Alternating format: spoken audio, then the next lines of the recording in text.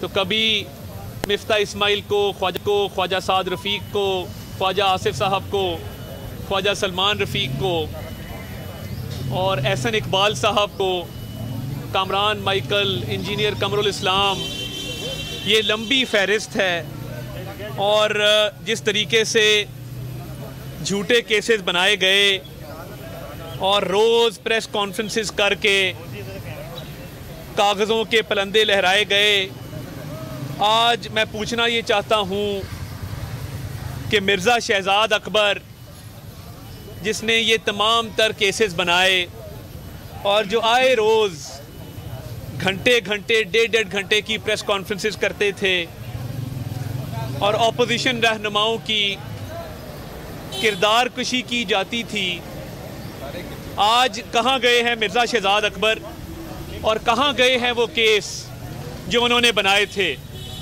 आज मियाँ शहबाज शरीफ पेश हुए नैब के उस रेफरेंस में जिसमें 58 वॉल्यूम्स का रेफरेंस उनके खिलाफ बनाया गया, जिसमें एक धेले की ना करप्शन का इल्ज़ाम है, ना एक धेले की करप्शन आज तक साबित हो सकी है।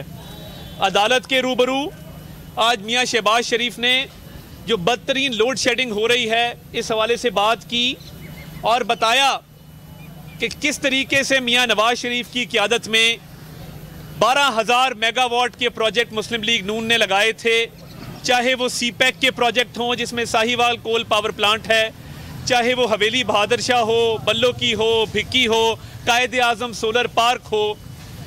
कई 100 अरब रुपए की बचत की गई। सिर्फ साहिवाल कोल पावर प्लांट का जो प्रोजेक्ट था वो 11 माह कबल अज़ वक्त पाया तकमील तक पहुंचाया गया और उसमें शहबाज शरीफ साहब की काविश शामिल है, दिन रात के विजिट शामिल हैं, अर्करेजी शामिल है और उस प्रोजेक्ट से कई 100 अरब रुपए बचे। इस कौम के ना सिर्फ ये चीनी कंपनी के साथ मुआहदा किया कि जो मुनाफा कमाया जाएगा वो अवाम की फलाह बहबूद पर खर्च होगा, वहाँ पे कॉरपोरेट सोशल रिस्पॉन्सिबिलिटी के तहत तकनीकी तालीम दी जाएगी पाकिस्तान के नौजवानों को। ये कई 100 अरब रुपए की बचत के अलावा है कि अगर नुकसान हुआ तो वो चीनी कंपनी के ज़िम्मे, अगर फ़ायदा हुआ तो वो पंजाब की अवाम की फलाह के लिए। तो आज क्या वजह है कि आज अवाम को 8-8 घंटे की गैर एलानिया लोड शेडिंग का सामना है? इसकी वजह करप्शन है, ना अहली है, ना लायकी है। मियाँ शहबाज शरीफ साहब के बेल ऑर्डर में full bench Lahore high court ने कहा कि नैब की तरफ से करप्शन का इल्ज़ाम भी नहीं है। तो ये जो 3 साल से झूठे एहतसाब का नारा लगाया गया, नैब न्याजी गठजोड़ के नतीजे में अपोजिशन रहनुमाओं को पाबंद सलासिल किया गया, एक एक करके अदालती फैसले वो ना सिर्फ अल्लाह ताला के फजल से हमें सुरखरू कर रहे हैं, बल्कि उनमें ये बात वाज़े हो चुकी है कि नैब न्याजी गठजोड़ के नतीजे में ये केस बनाए गए थे। कल ख्वाजा मोहम्मद आसिफ के केस में कहा गया कि ना इसमें बदउनवानी है, ना बेज़ाब्तियाँ हैं, ना करप्शन है, और ये केस सुप्रीम कोर्ट से पहले वो क्लियर हो चुके थे। एहसन इकबाल के केस में कहा गया कि नारोवाल स्पोर्ट सिटी जिसमें वो पाबंद सलासिल रहे कि उसमें करप्शन नहीं हुई, तमाम तर कवायद और ज़वाबित को फॉलो किया गया और अवाम की फलाह के लिए वो मंसूबा बना। तो क्या ये सिला है इस मुल्क को कौम की खिदमत करने का? कई 100 अरब रुपए की बचत शहबाज शरीफ साहब ने सिर्फ बिजली के मंसूबों में की, वो चाहे उसका EPC कॉस्ट हो जिसको इंजीनियरिंग प्रोक्योरमेंट कंस्ट्रक्शन कहते हैं, या नेपरा का टैरिफ हो जो कि आधा था। आप उससे पहले माजी के बिजली के मंसूबे जिसमें हालमोर जो कि प्राइवेट सेक्टर से है और गुद्दू जो कि सरकारी मंसूबा है, अगर नेपरा का ही आप रेट टैरिफ का चेक करें तो आधो आध का फ़र्क है। ये कोई शहबाज शरीफ पे, मियाँ नवाज शरीफ पे कोई ये फ़र्ज़ नहीं था कि वो ये बिजली के मंसूबों में कीमतें कम करवाते, मगर कौमी ख़जाने को अमानत समझ के दयानतदारी के साथ एक एक पाई की हिफाजत की है, इस मुल्क की खिदमत की है। और ये जो आज महंगाई का पहाड़ टूटा है अवाम पे, इस गर्मी की शिद्दत में लोड शेडिंग, और परसों गैलप का सर्वे आया जिसमें पाकिस्तानी अवाम ने सबसे बड़ा मसला महंगाई को करार दिया। वो शहबाज शरीफ साहब ने कहा था कि अगर गरीब की जेब खाली है तो ये बजट जाली है।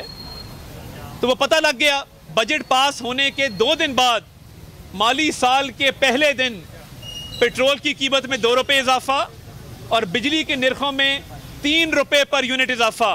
बिजली और पेट्रोल की कीमतें बढ़ने से हर पाकिस्तानी वो महंगाई का शिकार होता है, वो गुर्बत का शिकार होता है, वो भूख का शिकार होता है। और ये जो केसेस हैं, मैं उन केसेस की बात करूंगा जिसमें आटा नायाब और महंगा कर दिया गया, जिसमें चीनी नायाब और महंगी कर दी गई, जिसमें एलएनजी में 122 अरब रुपए का गबन नदीम बाबर ने किया। नैब के कान पे जूं नहीं रेंगती। अद्वियात का गबन अपनी जगह पर, और जिस तरीके से दोनों हाथों से एटीएम ने इस मुल्क को लूटा है, किधर हैं वो केसेस? और नैब ने अब तक क्यों नोटिस नहीं लिया? कितनी गिरफ्तारियां अमल में लाई गई हैं? क्या सलाखों के पीछे जाना सिर्फ अपोजिशन रहनुमाओं का मुकद्दर है जिन्होंने खून पसीना दे के इस मुल्क की खिदमत की है? इमरान नियाजी साहब, वो वक्त करीब है कि जब आटा, चीनी, बिजली, गैस, अद्वियात जो आपने गरीब अवाम की जेब पर डाके डलवाए हैं और दानिस्ता तौर पे डलवाए हैं, उसका एक एक पाई का इंशाल्लाह हम हिसाब लेंगे आपसे। इन केसेस में प्रोसिक्यूशन ने जितने भी शवाहिद और कागजात जमा कराए हैं बेबुनियाद। 3 साल गुजर गए हैं असासा जात के केस को। कोई एक मंसूबा, कोई एक ठेका, कोई एक माली बेज़ाब्तगी सरकारी फंड में बता दें, नहीं साबित कर सकते क्योंकि हुई ही नहीं है। और इमरान नियाजी साहब के प्रेशर में ये शहजाद अकबर ने मामलात किए थे। तो मैं मुतालबा करना चाहता हूं कि शहजाद अकबर लाहौर में रहनुमा मीडिया से गुफ्तगू कर रहे हैं, इस बारे में आपको आगाह करते रहेंगे। अभी आपको अहम खबर से आगाह करेंगे। वजीर आला